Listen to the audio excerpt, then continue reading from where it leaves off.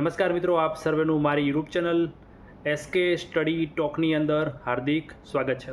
મિત્રો, આજના વિડીયોની અંદર આપણે ટેટ 2 બાબતે ચર્ચા કરવાના છીએ. જેવી રીતે મેં સમગ્ર ગુજરાતની અંદર હાઈએસ્ટ સ્કોર પ્રાપ્ત કર્યો, એવી રીતે જે નવા ઉમેદવારો છે કે જે ટેટ 2ની તૈયારી કરવા માગે છે, તો એમને એક માર્ગદર્શન મળી રહે એ માટે આપણે આજનો વિડીયો બનાવી રહ્યા છીએ. આજના વિડીયોની અંદર આપણે અલગ અલગ ઘણા બધા ટોપિક વિશે ચર્ચા કરીશું. પહેલો ટોપિક, શરૂઆત ક્યાંથી કરવી. ઘણા ઉમેદવારોને ખબર જ નથી પડતી કે શરૂઆત ક્યાંથી કરવી જોઈએ.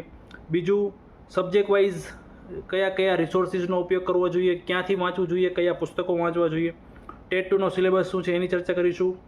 તમારી કોમ્પિટિશન ટેટ 2ની અંદર કેટલા ઉમેદવારો વચ્ચે રહેવાની છે, નવી જે પરીક્ષા આવશે એમાં પણ કોમ્પિટિશન કેટલા ઉમેદવારો વચ્ચે રહેવાની છે, તો એની ચર્ચા પણ આજના વિડીયોમાં કરીશું. બીજું, ટેટ 2ની ભરતી આવશે કે કેમ એની પણ ચર્ચા કરીશું. ટેટ 2માં 9-10નું પણ પૂછાય છે કે કેમ, શું વાંચવું જોઈએ કે ના વાંચવું જોઈએ, તો એની ચર્ચા પણ કરીશું. ટેટ 2માં લેખિત પરીક્ષા આવશે કે કેમ, તમારે કઈ રીતે આગળ વધવું જોઈએ એના વિશે પણ ચર્ચા કરીશું. કેમ કે શક્યતા જે રીતે 9-10માં આવ્યું છે તો આમાં શું થશે એ બાબતે હજી ચોક્કસ ખ્યાલ નથી, તો એના વિશે પણ ચર્ચા કરીશું. ઉમેદવારોએ શું ધ્યાને રાખીને આગળ વધવું જોઈએ.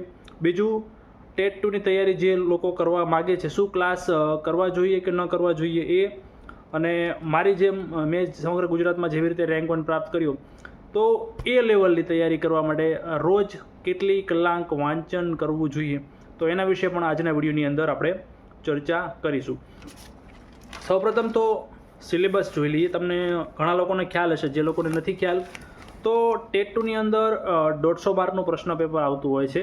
જે જૂની પદ્ધતિ છે એ મુજબ એમાં 2 પાર્ટ હોય છે, પાર્ટ 1 75 માર્કનું અને પાર્ટ 2 75 માર્કનું. સમયગાળાની વાત કરીએ તો તમારે ટેટ 2ની અંદર 2 કલાકનો સમય મળે છે.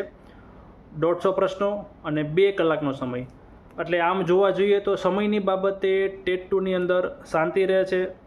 ટેટ 1ની અંદર તમને ખ્યાલ છે, ટેટ 1ની અંદર પણ 150 માર્કનું પેપર હોય છે, પણ ત્યાં 1.5 કલાકનો જ સમય હોય છે, જ્યારે અહીંયા 2 કલાકનો સમય હોય છે. એટલા માટે ટેટ 1નું રિઝલ્ટ તમને ખ્યાલ છે ઘણું ખરું નીચું આવતું હોય છે, કારણ કે ઉમેદવારોને ટેટ 1ની અંદર ઘણા બધા ઉમેદવારોને સમય ઘટતો હોય છે. પણ ટેટ 2ની અંદર 2 કલાકનો સમય છે, એટલે લગભગ બહુ ઓછા ઉમેદવારો હોય છે કે જેને સમય ઘટતો હોય છે. મારી વાત કરું તો મારે 2023ની અંદર ટેટ 2ના પેપરમાં છેલ્લે 20 મિનિટનો સમય વધ્યો હતો. તો તમે પરફેક્ટ વાંચન કરેલું હોય, બરાબર કરેલું હોય, તો 2 કલાકના સમયની અંદર ઇઝીલી તમારું જે પેપર છે ટેટ 2નું એ પતી જવાનું છે. હવે સિલેબસની વાત કરીએ તો પાર્ટ 1 પાર્ટ 2 75 માર્કનું હોય છે. જે પાર્ટ 2 છે એની અંદર શું પૂછાતું હોય છે, પાર્ટ 2ની અંદર તમારું જે કન્ટેન્ટ હોય છે, કન્ટેન્ટ એટલે કે તમારો જે સબ્જેક્ટ છે, જે સબ્જેક્ટની અંદર તમે બીએડ કરેલું છે. ઉદાહરણ તરીકે મેં જે સાયન્સના વિદ્યાર્થીઓ છે એમને મેથ સાયન્સ વિષયની અંદર બીએડ કરેલું હશે, તો એમને ધોરણ 6થી લઈને ધોરણ 10 સુધીની ગણિતની અને વિજ્ઞાનની પાઠ્યપુસ્તકો વાંચવાની હોય કન્ટેન્ટ માટે. ભાષાના જે વિદ્યાર્થીઓ છે, જેને BA MA કરેલું હોય પછી બીએડ કરેલું હોય, તો એમને જે ભાષાના સબ્જેક્ટ છે, ઇંગ્લિશ છે, ગુજરાતી છે, હિન્દી છે, સંસ્કૃત છે, જે એમના ભાષાના સબ્જેક્ટ હોય એ વાંચવાનું આવતું હોય છે. અને જે બીજા અન્ય વિભાગના જે ઉમેદવારો છે કે જેમને સામાજિક વિજ્ઞાન વાંચવાનું હોય છે, તો આવી રીતે તમારે જે તૈયારી કરવાની હોય છે એ પાર્ટ 2ની અંદર આ પાઠ્યપુસ્તકો 6 થી 10ના વાંચીને કરવાની હોય છે. પાર્ટ 1ની વાત કરીએ તો મિત્રો, પાર્ટ 1ની અંદર 25 માર્કનું મનોવિજ્ઞાન પૂછાતું હોય છે, 25 માર્કનું અંગ્રેજી અને ગુજરાતી બંને ભેગું, ટોટલ બંનેનું થઈને 25 માર્કનું એવરેજ પૂછાતું હોય છે. જેમાં સાહિત્ય પણ આવી જાય, ગુજરાતીનું શબ્દ ભંડોળ પણ આવી જાય, ઇંગ્લિશની વોકેબ્યુલરી પણ આવી જાય, અને 25 માર્કનું છે જીકે.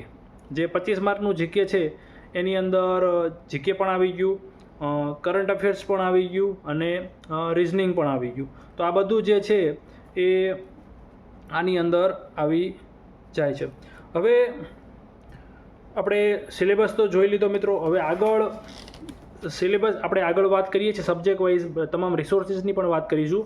પણ તમારી કોમ્પિટિશન કેટલા લોકો વચ્ચે રહેવાની છે. 2023માં જે ટેટ 2ની પરીક્ષા લેવામાં આવી એનું થોડુંક રિઝલ્ટનું જે એનાલિસિસ છે એના ઉપર ધ્યાન આપશો તો તમને ખ્યાલ આવશે કે જો ભાષાની વાત કરીએ, જે ભાષાના ઉમેદવારો છે, તો 2023ની પરીક્ષામાં ટોટલ જો ફોર્મ ભરણાની વાત કરીએ તો 1,05,154 ઉમેદવારોએ પરીક્ષા આપી હતી, જેમાંથી ફક્ત 4.26%, ફક્ત 100એ આપણે 4.26% ઉમેદવારો જ પાસ થયા હતા.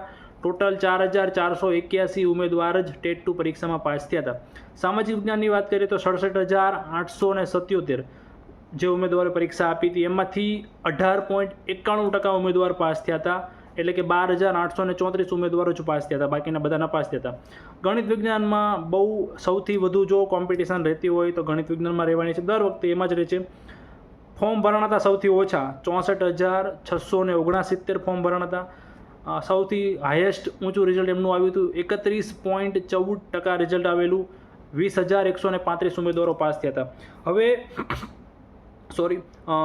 રિઝલ્ટના માર્ક બાબતે જોઈએ તો ટોટલ જે 2,37,700 ઉમેદવારોએ પરીક્ષા આપી હતી એમાંથી 22,162 લોકો એવા હતા કે જેને 90 કરતાં વધુ માર્ક હતા. કેટલા? 22,162. અને 4,316 ઉમેદવાર એવા હતા કે જેને 105+ માર્ક હતા. ખાલી 120+ માર્ક હોય એવા ફક્ત ને ફક્ત 259 લોકો જ હતા. કેટલા? ટકમાં જુઓ મિત્રો, ઘણા લોકો ટાર્ગેટ રાખતા હોય છે કે 120+ માર્ક લાવવા છે, પણ અહીંયા તમે ફોર્મ ભરણા હતા 2,37,700, એમાંથી ફક્ત ને ફક્ત 259 લોકો જ એવા છે કે જેને 120+ માર્ક આવેલા. અને એની કરતાં પણ આગળ કે 135 ઉપર માર્ક લાવનાર ઉમેદવાર આખા ગુજરાતમાં એક જ હતો, જે તમે સારી રીતે ઓળખો છો. હવે પાસિંગ, આપણે સિલેબસ વિશે પણ વાત કરી લીધી. આની અંદર જે ટેટ 2નું 150 માર્કનું પેપર હોય છે એમાંથી તમે કેટલા માર્ક લાવો તો પાસ ગણાવો. પણ આમ જો નિયમ જોવા જઈએ તો મિત્રો તમે 150માંથી 90 માર્ક લાવો છો તો તમે પરીક્ષામાં પાસ ગણાવો છો. અને જે અનામત કેટેગરીના ઉમેદવારો છે, જે SC, ST, OBC કેટેગરીના જે ઉમેદવારો છે એમને 5%ની છૂટછાટ મળતી હોય છે. જનરલ કેટેગરીને 60% પ્રમાણે લાવવાનું હોય છે. આમને 5%ની છૂટછાટ એટલે કે 55% પ્રમાણે 82 માર્ક લાવો છો તો તમે 82 કે 82 કરતાં વધુ માર્ક છે તો તમે ટેટ 2ની પરીક્ષામાં પાસ ગણાવો છો. હવે ઘણા ઉમેદવારો કહે સાહેબ 82 માર્ક લાવી નાખી એટલે એમને શું નોકરી મળી ગઈ? તો ના, નોકરી તમને તો જ મળશે જ્યારે તમે ભરતીના મેરિટમાં તમારો વારો આવે છે, જેમાં બધું ધ્યાન લેવાતું હોય છે. તમારું કોલેજનું મેરિટ, BEdનું મેરિટ, માસ્ટર ડિગ્રીનું મેરિટ, તમે MEd કરેલું હોય તો એ બધું 9-10ની અંદર કામે લાગશે. પણ આ બધા જે મેરિટ છે એ બધું મેરિટ થઈને જો તમારું મેરિટ સારું બને છે, તમે ઘણા લોકો કહે 82-83 માર્ક જો તમારે આવે છે ફક્ત ટેટ 2માં તો તમારું જે બીજું મેરિટ છે કોલેજનું બહુ સારું હોવું જોઈએ તો જ તમારો વારો હોય. બાકી 82 અને 90 માર્કે બહુ ઓછા ઉમેદવારો હશે કે જેને નોકરી મળી હોય.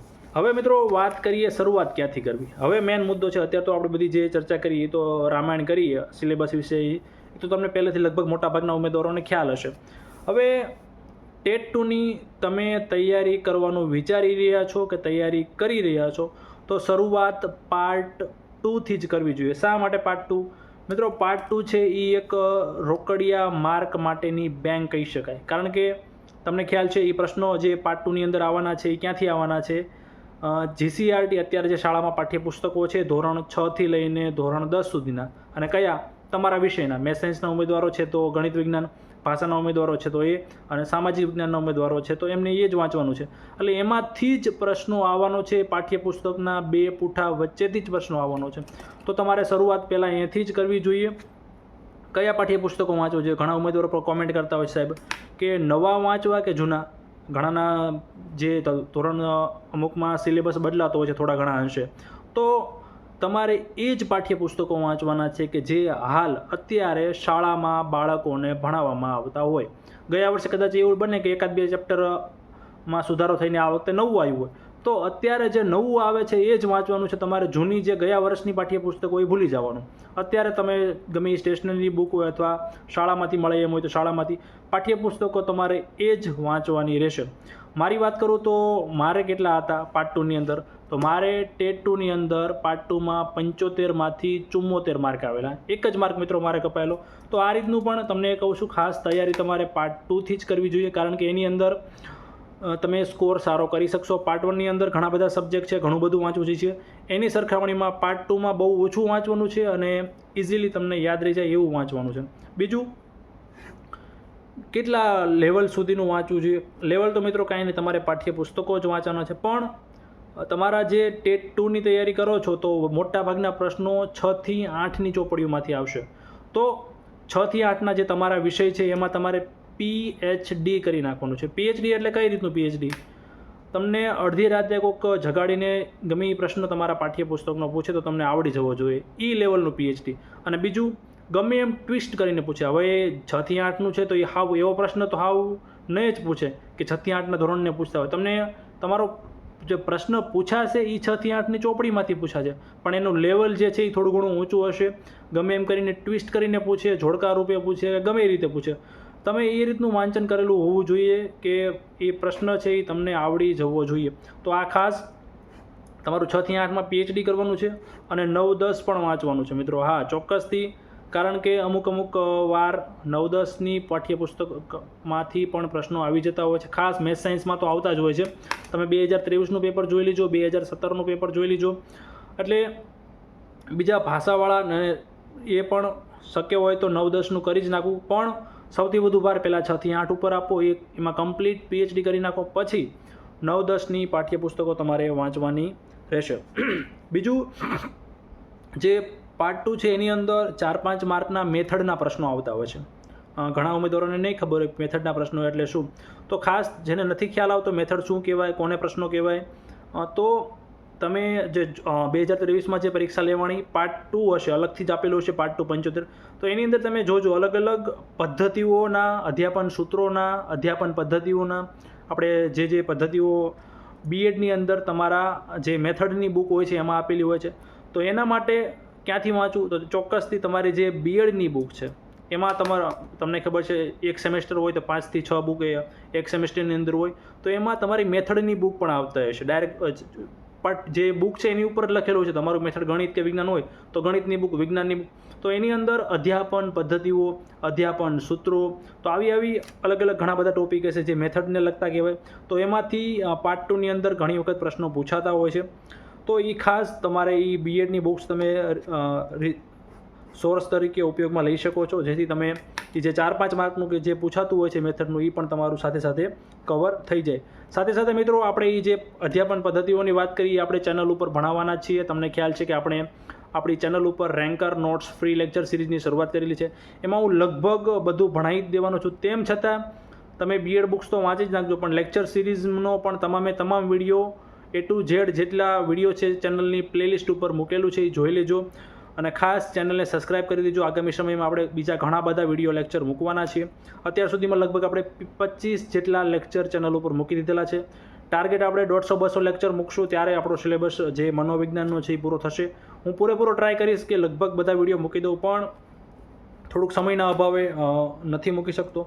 તો ખાસ પાર્ટ 2ની તમને ખ્યાલ આવી ગયો હશે. પાર્ટ 2માં 6 થી 8નું પહેલાં વાંચવાનું છે, પછી 9-10નું વાંચવાનું છે, અને પછી BEdના જે અધ્યાપન પદ્ધતિઓ કે ટૂંકમાં જે મેથડને લગતા પ્રશ્નો છે તમે BEdની બુક્સમાંથી વાંચી શકો છો. બીજું, ખાલી વાંચન જ નથી કરવાનું મિત્રો, મેક્સિમમ સમયાંતરે રિવિઝન પણ કરવાનું છે. બીજું તમારે પ્રેક્ટિસ પણ કરવાની છે પરીક્ષાની અંદર. મિત્રો તમારે પ્રિલિમની વાત કરીએ, કદાચ મેન્સ ડબલ સ્તરીય નથી આવતી, જૂની પેથડ મુજબ જ પરીક્ષા આવે છે, તો MCQ બેઝ જ આવવાનું છે. પરીક્ષામાં MCQ પૂછાવાના છે, તો ખાસ MCQની પ્રેક્ટિસ તમારે કરવાની રહેશે. ક્યાંથી પ્રેક્ટિસ કરી શકશો? તો કયા સોર્સ તમે ઉપયોગ કરી શકો છો? તો પહેલું નવનીત, મેં પણ એ સોર્સનો ઉપયોગ કર્યો હતો. હવે ઉદાહરણ તરીકે તમે ધોરણ 7ની નવનીત વાંચો છો તો એમાં પણ MCQ આપેલા હશે, એમાં ખાલી જગ્યાઓ હશે, એમાં ખરા ખોટા હશે. એકદમ તમે ચોપડી આખી વાંચી નાખી, પછી નવનીત વાંચી નાખો. નવનીતમાં પણ જો કંઈક નવું લાગે, અમુક પ્રશ્નો તમને લાગે કે આ યાદ રહેવો નથી, તો અલગથી તમારી નોટ્સ બનાવી લો. આ ઉપરાંત ઘણી બધી YouTube ચેનલો એવી છે કે જે MCQ બેઝ વિડીયો મૂકતા હોય છે પ્રેક્ટિસ માટે. તો તમે એ જે યુટ્યુબમાં સર્ચ કરો, જેને MCQ બેઝ વિડીયો મૂકેલા હોય એ જોઈ લો. ટૂંકમાં એનાથી તમારે શું થશે? પ્રેક્ટિસ થશે. તમે વાંચી તો નાખ્યું, પણ તમને ખબર કઈ રીતે પડશે કે મને યાદ રહ્યું કે ન રહ્યું? તો એ પ્રેક્ટિસ કરશો તો જ તમને ખ્યાલ આવશે. બીજું, તમે નવનીત વાંચતા હોય, યુટ્યુબનો કોઈ લેક્ચર સિરીઝ જોતા હોય, અથવા બીજું કોઈ પ્રકાશન તમને એવું મળી ગયું હોય કે જ્યાં MCQ આપેલા હોય, હવે એ તમે વાંચો છો અને તમારો કોઈક MCQ ખોટો પડે છે, તો એ ખાસ અલગથી તમે નોટ્સમાં નોંધી લો. એટલે તમારી એક નોટ્સ આખી રેડી થશે કે જે તમને યાદ નથી રહેતું. જે આવડે છે એ તો આવડી જ ગયો છે મિત્રો, તમે વાંચો એટલે MCQ આવડવાનું છે, એની નોટ્સ નથી બનાવવાની. જે નથી આવડતા એની નોટ્સ બનાવો એટલે તમારી એક નોટ્સ પણ સારી એવી રેડી થશે, જે પરીક્ષા સમયે તમને ફટાફટ રિવિઝનમાં કામ લાગશે. તો આ રીતે પાર્ટ 2ની તૈયારી તમારે કરવાની રહેશે. હવે પાર્ટ 1ની અંદર મિત્રો જે અલગ અલગ મનોવિજ્ઞાન હોય છે, ઇંગ્લિશ હોય છે, ગુજરાતી વ્યાકરણ સાહિત્ય હોય છે, અને બાકીનું છે જીકેનો પોર્શન. તો સૌપ્રથમ આપણે જીકે વિશે વાત કરી લઈએ કે જીકેમાં તમારે શું તૈયારી કરવાની છે. તો આમ જોવા જઈએ તો મારી એવી ટેટાટના ટેટ 2ની તૈયારી કરતા ઉમેદવારો છે એમને એવી ભલામણ રહે કે હાલ પૂરતું જીકેનું તમારે સ્કીપ કરવું જોઈએ. શા માટે? ઘણા કંઈ સાહેબ સ્કીપ કરીએ તો માર્ક ક્યાંથી આવશે, 25 માર્કનું પૂછાય છે. તો સ્કીપ મીન્સ તમારે બાકીના જે સબ્જેક્ટ છે, ઇંગ્લિશ ગ્રામર છે, ગુજરાતી ગ્રામર છે, મનોવિજ્ઞાન છે, એ બધું પહેલાં વાંચવાનું છે. એ બધું કમ્પ્લીટલી વંચાઈ જાય, તમને એમ લાગે કે હવે આમાં કંઈ બાકી નથી રહ્યું વાંચવાનું, પછી તમારે એ શરૂઆત કરવાની છે. હવે જીકે માટે પહેલાં તમારે શું કરવાનું છે? પહેલાં બીજા કોઈ પ્રકાશનની બુક કે એવું કાંઈ ન લેતા. જીકેમાં પણ મોટા ભાગના પ્રશ્નો લગભગ ઘણીવાર તો 10-15 માર્કનું ધોરણ 6 થી ને 8ની જે સામાજિક વિજ્ઞાનની પાઠ્યપુસ્તકો છે એમાંથી જ પૂછાઈ જાય છે જીકે. એટલે કેમ કે જીકેની અંદર શું આવતું હોય? ઇતિહાસ છે, ભૂગોળ છે, વર્તમાન પ્રવાહો છે. તો વર્તમાન પ્રવાહ તો તમારે અલગથી કરવા જ પડશે. તો ખાસ ઇતિહાસ, ભૂગોળને એ બધું છે તો એ સામાજિક વિજ્ઞાનમાં આપેલું જ છે. તો સામાજિક વિજ્ઞાનના જે ઉમેદવારો છે કે જેને એ સબ્જેક્ટ છે એમને તો એ વાંચવાનું જ છે 100% પાર્ટ 2 માટે. પણ જે ભાષાના વિદ્યાર્થીઓ છે, મેથ્સ સાયન્સના વિદ્યાર્થીઓ છે, એમને પણ 6 થી 10ની સામાજિક વિજ્ઞાનની પાઠ્યપુસ્તકો જીકે માટે વાંચી નાખવી, કેમ કે એમાંથી પ્રશ્નો આવશે. બીજું, પરીક્ષાની અંદર મિત્રો રિઝનિંગ પણ પૂછાતું હોય છે. રિઝનિંગ 4-5 માર્કનું પૂછાઈ જતું હોય છે. તો રિઝનિંગ માટે તમારે ચોક્કસથી કોઈ એક એવી પ્રકાશનની બુક લેવી તો લઈ શકો છો, કારણ કે રિઝનિંગ છે એ પ્રેક્ટિસનો વિષય છે. તમે કોઈક બુક લેશો, એની અંદર પ્રશ્નો આપેલા હશે, એની અંદર MCQ આપેલા હશે. તમે યુટ્યુબમાં તો રિઝનિંગમાં ઢગલો બંધ લેક્ચર મળી જશે પ્રેક્ટિસ માટે. તો ખાસ રિઝનિંગ કરી નાખજો, અને ખાસ જૂના પેપર જોજો. જૂના પેપરમાં અમુક વખત ટેટમાં કેવું હોય છે, ફિક્સ જ હોય છે કે રિઝનિંગમાં આ પ્રશ્નો આવે જ તે. ઉદાહરણ તરીકે અમુક જે IMP ટોપિક છે, લોહીના સંબંધો છે, પછી શ્રેણી છે, પછી આપણે ટેટની અંદર જે આકારો, કુલ કેટલા આકારો છે, ચોરસ, તમને આકૃતિ આપેલી હોય, આમાં કુલ કેટલા ચોરસ છે, કુલ કેટલા ત્રિકોણ છે, તો આવા પ્રશ્નો પૂછાતા હોય છે. 2023માં પણ પૂછાયેલા હતા. એટલે તમે ખાસ જૂના પેપર જોઈ લેજો. અને સાથે સાથે એવું નહીં કે ફક્ત ને ફક્ત ટેટના જ પેપર જોવા. ઉદાહરણ તરીકે આ ટેટની પરીક્ષા રાજ્ય પરીક્ષા બોર્ડ લે છે, તો રાજ્ય પરીક્ષા બોર્ડ દ્વારા જે પેપર લેવામાં આવતા હોય, CRCના છે, BRCના છે, અન્ય વિદ્યાર્થીઓના NMMSની પરીક્ષા છે, PSE છે, SSC છે, તો જે જ્ઞાન શક્તિ માટેની જે ટૂંકમાં જેટલી પણ પરીક્ષાઓ રાજ્ય પરીક્ષા બોર્ડ લેતા હોય એ પેપર જોજો. બાકીની જે શાળાના બાળકો માટે સ્કોલરશિપ પરીક્ષાઓ લેવામાં આવે છે એમાં પણ રિઝનિંગ પૂછાતું હોય છે, અને લેવલવાળું હોય છે, જે તમારી ટેટમાં પણ પૂછાઈ શકે એવું હોય છે. તો ખાસ એ તમને એક આધાર સ્તંભ તરીકે તમને એ કામ લાગી શકે છે. તો ખાસ તમે જે જીકે માટે એ વસ્તુ વાંચી શકો છો. હવે તમારે બાકીની મેં જે વાત કરી બધું વંચાઈ જાય છે તો તમે કોઈ એક પ્રકાશનની બુક સારી એવી જીકેની લઈ શકો છો, અને ઘણા સબ્જેક્ટ વાઇઝ જો તમારે અલગ લેવી હોય તો પણ લઈ શકો છો. પણ ક્યારે બાકીનું બધું વંચાઈ ગયું હોય તો કરજો. બાકી મિત્રો જીકેમાં તમે કેટલું બધું વાંચશો અને પૂછાશે કંઈ નહીં એવું પણ બની શકે. તો ખાસ ફોકસ પાર્ટ 2 ઉપર, ગુજરાતી ગ્રામર, ઇંગ્લિશ ગ્રામર, મનોવિજ્ઞાન ઉપર પહેલાં કરજો, અને પછી આ જીકે, રિઝનિંગ અને કરંટ અફેરની વાત કહેવાની રહી ગઈ.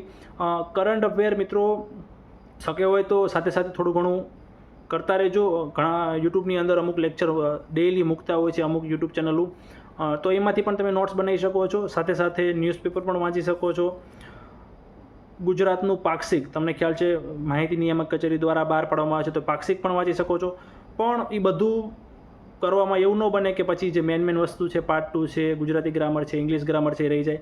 એટલે એને એટલું બધું બહુ ન આપતા, પણ સાથે સાથે થોડું ઘણું કરતા રહેજો. એટલે પરીક્ષામાં કદાચ 1-2 માર્ક વધુ આવી જાય તો ફાયદો થઈ જાય.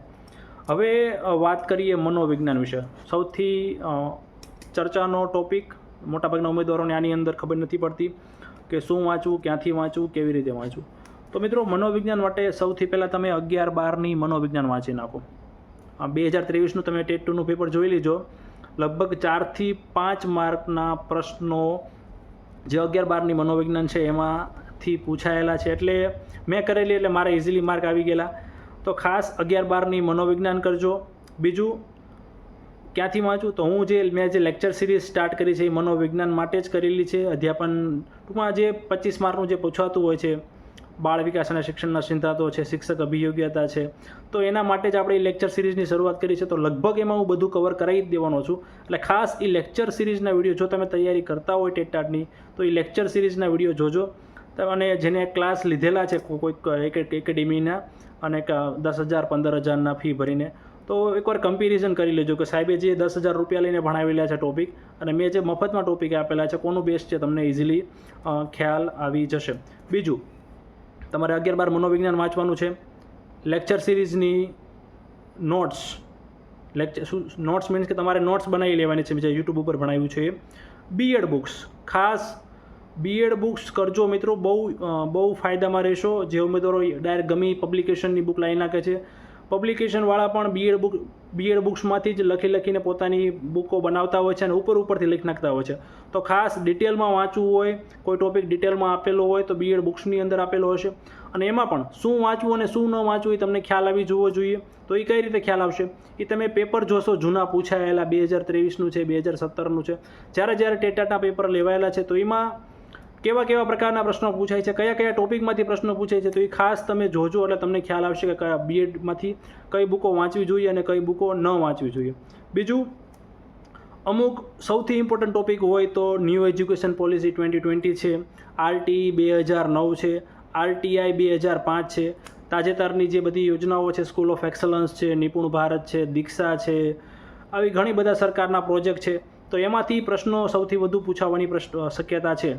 તો 25 માર્કમાંથી લગભગ 10 જેટલા માર્કનું તો આ બધા જે ટોપિક છે કરંટના, એમાંથી જ પ્રશ્નો આવવાના છે. તો ખાસ એ ટોપિક આપણે લગભગ યુટ્યુબ ઉપર કવર કરી લઈશું. એટલે લગભગ તમારે બીજે ક્યાંય, અને એવું લાગે તો તમે યુટ્યુબ ઉપર મારા સિવાય પણ ઘણી બધી ચેનલોએ આ ટોપિક ડિટેલમાં મૂકેલા છે, વિડીયો પણ મૂકેલા છે, તો એનો પણ સોર્સ તરીકે તમે ઉપયોગ કરી શકો છો. તો આટલું તમે કરશો તો લગભગ મિત્રો તમારે વાંધો નહીં આવે. આ ઉપરાંત તમે યુટ્યુબ, મેં કીધું એ પ્રમાણે યુટ્યુબમાં ઘણી બધી ચેનલો, બીએડ બુક્સ, ડીએલએડ મોડ્યુલ, સમય રહે છે, તમે બીએડ બુક્સ વાંચી નાખી, સમય છે, બધું વંચાઈ ગયું, તો તમે ડીએલએડના મોડ્યુલ, જે અત્યારે પીટીસીનું નામ બદલીને ડીએલએડ કરેલું છે, તો એ પણ વાંચી શકો છો. એમાંથી પણ થોડાક 1-2 પ્રશ્નો નીકળી જાય. આમ તો ટેટ-1વાળા માટે જ છે ડીએલએડ મોડ્યુલ, પણ સરકાર દ્વારા ઓફિશિયલી મૂકેલા છે, તો કદાચ જે ટેટ-2નો પેપર સેટર છે એ કદાચ એનો ઉપયોગ કરી પણ શકે. તો આપણે વાંચેલું હોય તો કામમાં આવી જાય. તો સમય રહે છે તો ડીએલએડના મોડ્યુલ ઉપર કરી નાખજો, પણ પહેલાં બીએડની બુક્સ કરજો, પછી ડીએલએડના મોડ્યુલ કરજો. અને ખાસ ઓથેન્ટિકેટ અમુક ડીએલએડના મોડ્યુલ તમને ક્યાંથી મળશે? તો ગૂગલની અંદર તમે જીસીઆરટી રિસોર્સ બેંક સર્ચ કરશો તો એની અંદર તમને ડીએલએડના મોડ્યુલ મળી જશે. આપણે આ ડીએલએડના મોડ્યુલ વિશે જૂના વિડીયોની અંદર પણ કીધેલું છે, જે કઈ રીતે ડાઉનલોડ કરવો, ક્યાંથી મળશે, તો એ તમે ચેનલ ઉપરના જૂના વિડીયો જોશો એટલે તમને ખ્યાલ આવી જશે. તો 25 માર્કનું મનોવિજ્ઞાનમાં આટલી વસ્તુ વાંચવાની છે. આપણી રેન્કર નોટ્સ, લેક્ચર સિરીઝ વાંચવાની છે, બીએડ બુક્સ કરવાના છે, 11-12ની મનોવિજ્ઞાન કરવાની છે, યુટ્યુબ ઉપરના લેક્ચર જે ટોપિક વાઇઝ મૂકેલા છે, ખાસ કરીને કરંટના topic, new education policy, RT 2009, નિપુણ ભારત, સ્કૂલ ઓફ એક્સલન્સ, તો આ બધા ટોપિક, અને સાથે સાથે સમય વધે છે તો ડીએલએડના મોડ્યુલ કરવાના છે. તો આટલી વસ્તુ કરશો એટલે લગભગ તમારે જે છે એ આ મનોવિજ્ઞાનનું કવર થઈ જશે. હવે મિત્રો આગળ છે ગુજરાતી વ્યાકરણ અને સાહિત્ય. તો એની અંદર તમારે શું વાંચવાનું છે? તો એની માટે તમારે ખાસ એક બુક લઈ લેવી છે, બુક લઈ લેવી જોઈએ. મારા અનુભવના આધારે કહું છું કે મને સારી બુક લાગી. તમને કંઈક બીજી બુક સારી લાગતી હોય ગુજરાતી વ્યાકરણની તો તમે એ લઈ શકો છો. મને વ્યાકરણ વિહારની જે બુક છે, ગૂગલની અંદર સર્ચ કરશો, ઓનલાઈન પણ તમને મળી જશે. તો વ્યાકરણ વિહારની બુક તમારે લઈ લેવાની છે. એની અંદર શબ્દ ભંડોળ પણ આવી જશે, સમાનાર્થી, વિરુદ્ધાર્થી, શબ્દ સમૂહ માટે એક શબ્દ, રૂઢિપ્રયોગ, એ પણ પૂછાતું હોય છે તો એ પણ આવી જશે. અને બાકીના જે વ્યાકરણના ટોપિક છે એ પણ આવી જશે. એ બુક કરશો એટલે લગભગ તમારું બધું વ્યાકરણ આવી જશે. બીજું ક્યાંય તમારે ફાંફા મારવાની જરૂરિયાત નહીં પડે.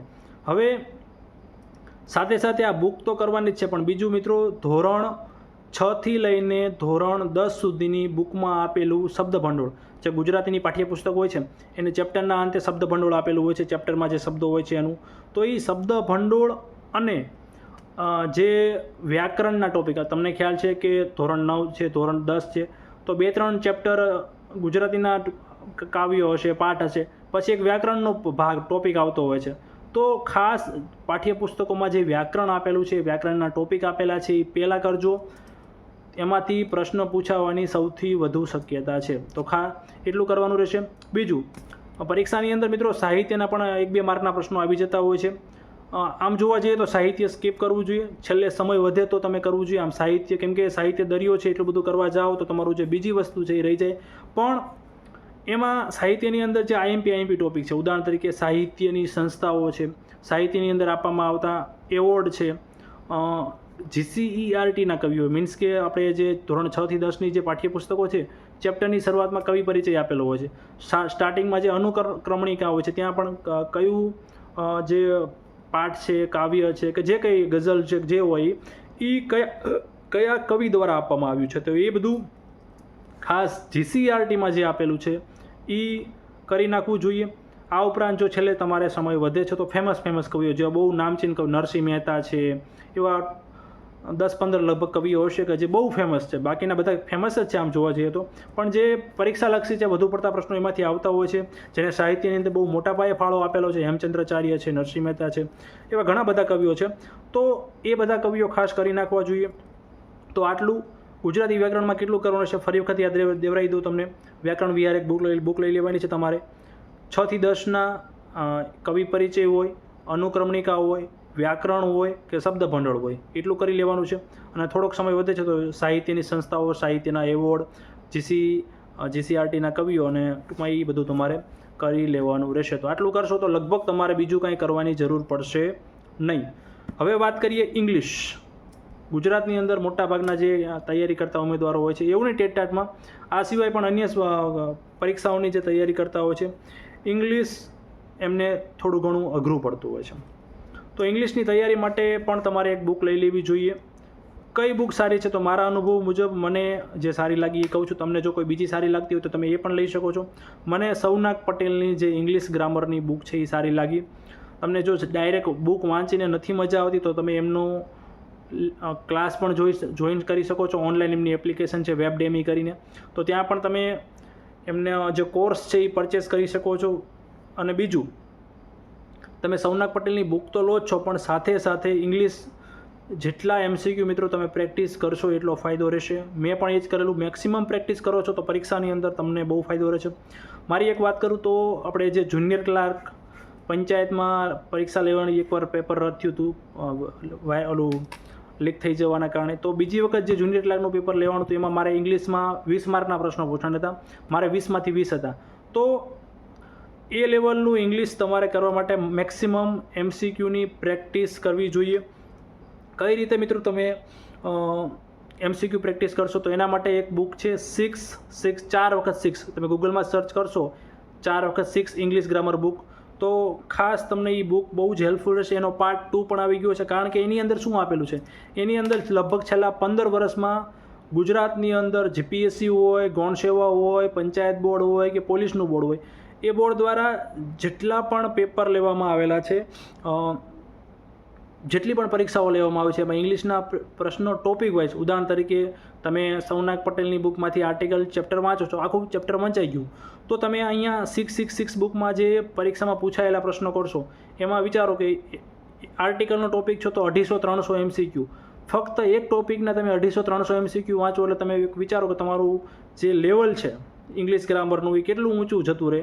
તો આટલા બધા પ્રશ્નો આની અંદર આપેલા છે. આ 666 એટલે 6666 MCQ. એની કરતાં પણ આ પાર્ટ 2ની અંદર બીજા આપેલા છે. તો એટલું બધું પ્રેક્ટિસ કરશો એટલે તમારું જે ઇંગ્લિશનું જે થોડુંક તમે કહો છો કાચું પડતું હોય છે ઉમેદવારોને, એ તમારું જે ડર છે એ દૂર જતો રહે. તો આટલું કરશો એટલે લગભગ તમારે વાંધો નહીં આવે. સાથે સાથે થોડોક સમય રહે છે તો વોકેબ પણ પરીક્ષામાં પૂછાતું હોય છે. તો બીજું બધું કંઈ પ્રકાશનની બુકમાંથી વોકેબને એટલું બધું ના કરતા. એવું લાગે તો 1-2 પ્રશ્નો સ્કીપ કરી દેવાના. પણ ધોરણ 6 થી 10ની સમય વધે છે તો છેલ્લે જે ઇંગ્લિશ ગ્રામરની બુકની વાંહે પણ વોકેબ આપેલું હોય છે GCERTની અંદર, તો એ ખાસ બુક કરી લેવી. ગુજરાતીમાં પણ તમે વોકેબ કરવાનો છો એ રીતના, તો ઇંગ્લિશમાં પણ તમારે એ રીતનું વોકેબ કરી લેવાનું. સૌનાક પટેલની બુક 666 બુક, એ કોની? કિશન રાઠોડ સર છે. એ બુકના ઓથર એન્જલ ઇંગ્લિશ એકેડેમી, ખાસ નામ યાદ રાખજો, એન્જલ ઇંગ્લિશ એકેડેમી. જ્યાં સુધી મને ખ્યાલ છે ત્યાં મુજબ લગભગ જેતપુર કે રાજકોટ સાઈડના એ સાહેબ છે, એમના દ્વારા આ બુક પબ્લિશ કરવામાં આવેલી છે. તો ખાસ એટલું કરશો એટલે તમારે બહુ કાંઈ વાંધો નહીં આવે. બીજું, ઘણા ઉમેદવારો કોમેન્ટ કરતા હોય સાહેબ ટેટ 2માં શું 9-10નું વાંચવું ફરજિયાત છે? તો હા મિત્રો, જો તમારે બીજા ઉમેદવારો કરતાં 5 થી 10 માર્ક વધુ જોતવા છે તો સાથે સાથે ચોક્કસથી 9-10નું કરી નાખજો. એવા વેમમાં ન રહેતા કે આપણે ટેટ 2 જે છે એ ધોરણ 6 થી 8ના શિક્ષક બનવા માટેની પરીક્ષા છે તો એમાંથી જ પ્રશ્નો આવે. ના મિત્રો, તમે જૂના પેપર જોઈ લેજો એટલે તમને ખ્યાલ આવી જશે. હવે વાત કરીએ લેખિત પરીક્ષા. લેખિત પરીક્ષા આવશે કે કેમ? કેમ કે તમને ખ્યાલ છે કે ધોરણ 9-10ની અંદર સરકારે ગયા વર્ષે 2023માં અચાનક દ્વિસ્તરીય પદ્ધતિ દાખલ કરી નાખી. તો શું પ્રાથમિકમાં પણ ટેટ 1 ટેટ 2ની અંદર દ્વિસ્તરીય પરીક્ષા આવી શકે કેમ? તો મિત્રો, એ બાબતે હજી સરકારને પણ નથી ખબર અને કોઈ એકેડેમીવાળાને પણ નથી ખબર અને મને પણ નથી ખબર. તો તમારે રેડી રહેવું જોઈએ, મારી તો એવી સલાહ છે. પછી એવું ન થાય કે સરકાર, તમે અત્યારે નકરી MCQની જ પ્રિપરેશન કરો અને સરકાર પછી અચાનક એમ કહે કે MCQ ખાલી લેખિત જે બીજી પરીક્ષા છે એમાં જવા માટે એક માધ્યમ છે, માર્ક ફક્ત લેખિત પરીક્ષાના જ ગણાશે, જેવી રીતે 9-10ની અંદર 11-12ની અંદર છે. તો અત્યારથી એવું લાગે તો થોડુંક, એટલું બધું નહીં. હું નથી કહેતો કે તમે 50% લેખિતની તૈયારી કરો અને 50% MCQ બેઝની તૈયારી કરો. 90% તૈયારી મિત્રો MCQ બેઝની કરો. મને એવું લાગે છે કે શક્યતા ઓછી છે કે લેખિત પરીક્ષા આવે, પણ 10% થોડીક લખવાની પણ પ્રેક્ટિસ કરજો, જેથી કદાચ સરકાર જો લેખિત પરીક્ષા દાખલ કરી દે તો તમારે વાંધો ન આવે. બીજું, ભરતી બાબતે વાત કરી લઈએ. તમને ખ્યાલ છે કે સરકાર દ્વારા 10 વર્ષીય કેલેન્ડર બહાર પાડવામાં આવ્યું છે, જેમાં ટેટ 2ની ભરતી ઘણા વર્ષો સુધી દૂર સુધી દેખાતી નથી. તો મિત્રો, ભરતી તમે પરીક્ષા પાસ કરી નાખશો તો ભરતીનું શું છે? તો પહેલી વસ્તુ, હમણાં તમને ખ્યાલ છે કે એક લેટર ફરતો થયો હતો, ફરતો નહીં, સાચો છે, સરકાર દ્વારા મંજૂરી આપવામાં આવી છે ગ્રાન્ટેડ પ્રાથમિક શાળાઓની ભરતી. તો એ ગ્રાન્ટેડ પ્રાથમિક શાળાઓની ભરતી આવવાની છે, પણ એ કંઈક 800 કે 900 જગ્યાઓ ઉપર હતી, તો એ ભરતી આવવાની છે. બીજી સરકારે જે ભરતી કેલેન્ડર બહાર પાડવામાં આવ્યું છે એમાં ક્યાંય એ ઉલ્લેખ નથી કે ટેટ 2માં હવે આ વર્ષ 2025માં 2026માં ભરતી કરવાના છે. પણ કદાચ જો ઉમેદવારો રજૂઆત કરીને થોડું ઘણું સરકારને એવું લાગે કે ભરતી કરવી છે તો ભરતી આવી શકે છે. પણ અત્યારે જે ભરતી, જે મોટા પાયે ભરતી ચાલુ છે 7,000, 8,000, 5,500ની, તો એ એવડી મોટી ભરતી આવવાની શક્યતા ઓછી છે. ટેટ 1ની અંદર તો આવવાની છે, તમે કેલેન્ડરમાં પણ જોયું છે, પણ ટેટ 2ની અંદર મિત્રો ભરતી ઓછી આવશે. એટલે એના માટે તમારે હવે લાગુ નોકરી મેળવવી હોય તો તમારે પ્રિપેરેશન વધુ કરવી પડશે, મહેનત વધુ કરવી પડશે. કેમ કે કદાચ બહુ નાની ભરતી આવે, 100 જગ્યાની ભરતી આવે તો પણ તમે માર્ક સારા લાવેલા હોય તો તમારો વારો ઇઝીલી આવી જાય. બીજું, શું ક્લાસ જોઈન કરવા જોઈએ કે કેમ? તો ઘણા ઉમેદવારો આ બાબતે કોમેન્ટ કરતા હોય છે કે સાહેબ ટેટ 2ની અંદર ક્લાસ જોઈન કરવા જોઈએ કે કેમ? તો એ બાબતે હું કહેવા માંગીશ કે મેં જે અત્યારે અડધી કલાક જે વાત કરી, જો તમે ઘરે બેઠા પોતાની જાતે બુકમાંથી કે જે રિસોર્સિસની વાત કરી એમાંથી સમજીને તૈયારી કરી શકો છો તો તમારે 10,000 રૂપિયા 15,000 રૂપિયા બગાડવાની જરૂરિયાત નથી. પણ તમે મેં જે વાત કરી રિસોર્સિસની, જે બુકની વાત કરી, જે વસ્તુની વાત કરી, એથી તમે વાંચો છો, તમને નથી સમજાતું, જે બુક કહેવા માગે છે એ નથી સમજાતું, તમારે કોઈકના ગાઈડન્સની જરૂર છે, તમે કોઈક જે ટોપિક છે કોઈક ભણાવે તો જ મજા આવે, તો જ યાદ રહે, તો તમારે ચોક્કસથી મિત્રો ક્લાસ જોઈન કરી લેવા જોઈએ. તમને જે લોકોના ક્લાસ સારા લાગતા હોય, જે એકેડેમીના ક્લાસ સારા લાગતા હોય એ તમારે લઈ લેવા જોઈએ. બાકી સેલ્ફ સ્ટડી કરો છો, મેં જે વાત કરી એ પ્રમાણે તૈયારી કરશો તો જે ઉમેદવારો ક્લાસમાં તૈયારી કરે છે એની કરતાં પણ તમારે સારા માર્ક આવશે એની હું ગેરંટી આપું છું. કારણ કે મિત્રો, આ જે મેં સોર્સ કીધા એની બહાર લગભગ પૂછાવાની શક્યતા ઓછી છે. જે પૂછા છે 10-15 માર્કનું, તો એ 10-15 માર્કનું એકેડેમીવાળાએ પણ નહીં ભણાવેલું, એવું બનતું જ હોય છે. તમે કોન્સ્ટેબલનું પેપર જોજો, હમણાં ગયું હતું, તો મોટા જે પ્રશ્ન પૂછાણા તો એ બધાને આવડ્યા છે, બધી એકેડેમીના પૂછાયા હશે, જે કોમન હશે. પણ જે અમુક પ્રશ્નો હશે 20-25 માર્કના, એ કોઈને નહીં ખબર હોય, એકેડેમીવાળાએ કોઈથી ભણાવ્યું નહીં હોય, તો આવું બનતું હોય છે. ટૂંકમાં એકેડેમીવાળા એમની રીતે સાચા હોય છે, તમે તમારી રીતે સાચા હોય છે. બાકી મેં જે વાત કરી આજના વિડીયોમાં એ મુજબ તૈયારી કરશું તો ચોક્કસથી તમને પરીક્ષામાં ફાયદો રહેવાનો છે. બીજું, છેલ્લો આજનો ટોપિક છે કે મારી જેમ મેં જેવી રીતે સમગ્ર ગુજરાતમાં પહેલો રેન્ક પ્રાપ્ત કર્યો, 150માંથી 140 માર્ક મેળવ્યા, એ લેવલની તૈયારી કરવા માટે ડેઇલી કેટલી કલાક વાંચન કરવું જોઈએ? મારી વાત કરું તો મિત્રો, મારે આમ એવરેજ જોવા જઈએ તો 6 થી 7 કલાકનું વાંચન એવરેજ ડેઇલી થઈ જતું હતું જ્યારે હું તૈયારી કરતો હતો ત્યારે. કેટલી કલાક વાંચન કરવું એ જે તે વ્યક્તિએ કે જે તે ઉમેદવારે અલગ અલગ હોય છે. અહીંયા કેટલી ઘડીક વાંચવું એ મહત્ત્વનું નથી મિત્રો, તમે કેવું વાંચો છો. ક્વોલિટી રીડિંગ જો તમારું 5 કલાક તમે ફક્ત દિવસમાં 5 જ કલાક વાંચો છો અથવા 4 જ કલાક વાંચો છો, પણ ક્વોલિટીવાળું હોય કે તમે ફૂલ્લી એકાગ્રતા સાથે તમારો મોબાઈલ પણ બીજે પડ્યો છે, તમે 4 કલાક મોબાઈલ હાથમાં નથી લેતા, તો એવું જો વાંચન થાય છે તો 4 કલાક પણ તમારા ટેટ ટાટની તૈયારી માટે ઇનફ છે. ઘણા ઉમેદવાર મેં જોયા છે લાઇબ્રેરીની અંદર પણ હું જોતો હતો કે 9 કલાક લાઇબ્રેરીમાં બેસી રહે, પણ વારે ઘડીએ 10 મિનિટ થાય તો મોબાઈલ હાથમાં આવી જાય, 15 મિનિટ થાય તો મોબાઈલ હાથમાં આવી જાય, રીલું જોતા હોય. પણ તો એનો મતલબ નથી મિત્રો તૈયારી કરવાનો. ટૂંકમાં જો તમે કલાક બાબતે કહી દો કે જો તમે ક્વોલિટી રીડિંગ કરો છો, એકાગ્રતા સાથે રીડિંગ કરો છો, તો તમારી 4 કલાક પણ ઇનફ છે. અને જો એ રીતે નથી થતું તો મિનિમમ થોડોક તમારે વચ્ચે બ્રેક જોતો હોય છે તો તમારે મિનિમમ 7 થી 8 કલાકનું રીડિંગ કરી લેવું જોઈએ, તો તમારો આ જે બધો સિલેબસ છે એ કવર થઈ જાય. બીજું, આજના વિડીયોની અંદર મેં જે વાત કરી મિત્રો, આટલા બધા અલગ અલગ ટોપિક વિશે વાત કરી. આ સિવાય તમારે ટેટ 2ની તૈયારી બાબતે કોઈ મૂંઝવણ હોય તો ખાસ કોમેન્ટ બોક્સની અંદર કોમેન્ટ કરજો, ચોક્કસથી હું એનો જવાબ આપીશ. જે વસ્તુ મને ખ્યાલ હશે એનો જવાબ, એવું પણ ઘણી વખત બની શકે કે અમુક બાબતો મને પણ ન ખ્યાલ હોય, તો જેટલી બાબતો મને ખ્યાલ હશે એ બાબત હું ચોક્કસથી, જેટલી મારાથી તમને સપોર્ટ કરવા લાયક બાબતો હશે એ ચોક્કસથી સપોર્ટ કરીશ. વિડીયો ગમ્યો હોય તો મિત્રો વિડીયોને લાઇક કરી દેજો. ખાસ જે ટેટ ટાટની તૈયારી કરતા તમારા મિત્રો છે, બીએડના મિત્રો હોય, ડીએલએડના મિત્રો હોય, એને સુધી વિડીયો શેર કરજો. અને ખાસ ચેનલને સબસ્ક્રાઈબ ના કરી હોય તો ચેનલને સબસ્ક્રાઈબ કરી દેજો. ધન્યવાદ.